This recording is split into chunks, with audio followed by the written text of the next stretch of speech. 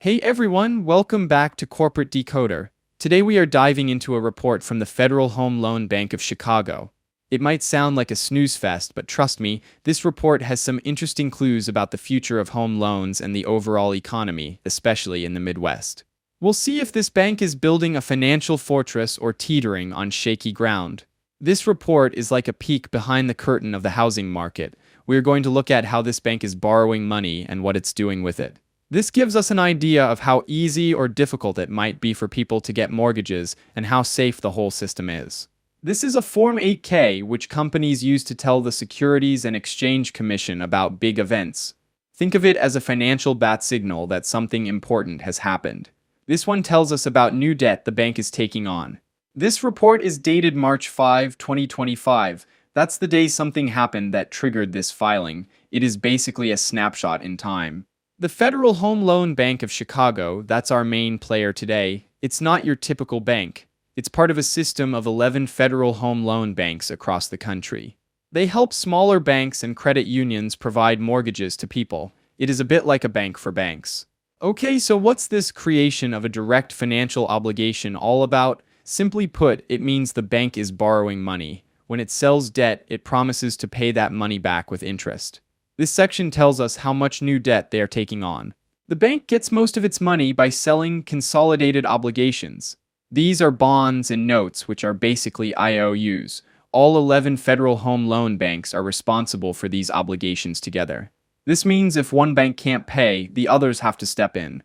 Someone is keeping an eye on this. That someone is the Federal Housing Finance Agency, or FHFA. They regulate the federal home loan banks and can even make them pay back debt for each other. This is to make sure the whole system stays stable. Here is where the details are. Schedule A lists all the bonds and notes the bank is planning to issue. It tells us things like when the debt matures, what interest rate they'll pay, and how much money they're borrowing. Let's dive into Schedule A. The trade date is when the deal was made to issue the debt. CUSIP is like a serial number for the debt. Each bond or note gets its unique CUSIP. The settlement date is when the money actually changes hands. The maturity date is when the bank has to pay back the principal, the original amount borrowed. The next pay date is when the bank makes its next interest payment. The call type tells us if the bank can pay off the debt early. Rate type tells us if the interest rate is fixed, variable, or something else. Rate subtype gives us even more detail, like if it is a capped floater, meaning if the interest rate can only go so high. Coupon percent is the interest rate the bank is paying on the debt. Bank par is the face value of the debt, or how much money they are borrowing with each of these bonds. Okay, let's look at some specific examples. One bond with the CUSIP ending in GC6 was traded on March 5, 2025, will settle on March 28, 2025, and will mature in March of 2030. The next payment is in September of 2025, and it pays a 5.10% interest rate. The bank is borrowing $15 million with this bond.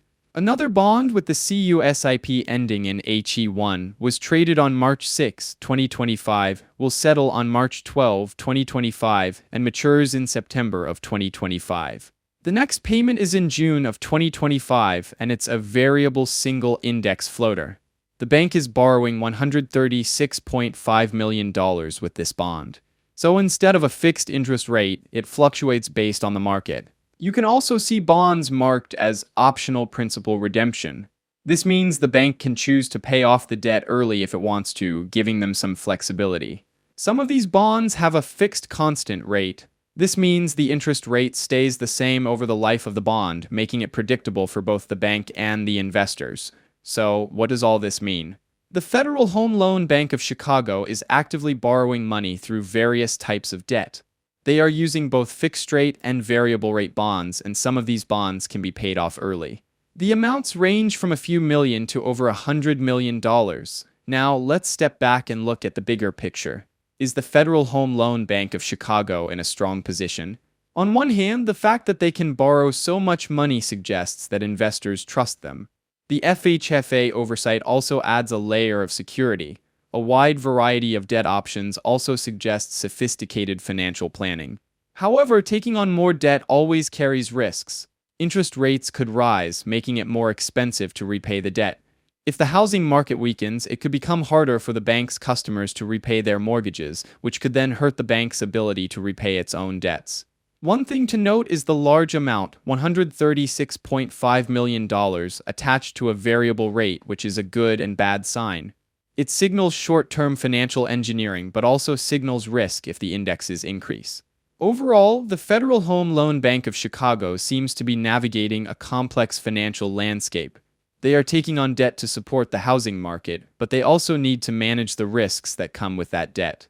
It's a balancing act, and how well they do it will have a big impact on the availability of mortgages in the Midwest. The bank's direction appears stable, but with moderate risk given the amount of bonds coming due in the short to medium term with the high-risk variable rate bond. While it seems a little risky, the bank has been doing this for decades, so I would trust their expertise on this matter. Thanks for watching. If you found this breakdown helpful, please hit that like button, leave a comment, and subscribe for more corporate deep dives. Let me know in the comments what company or report you want me to decode next.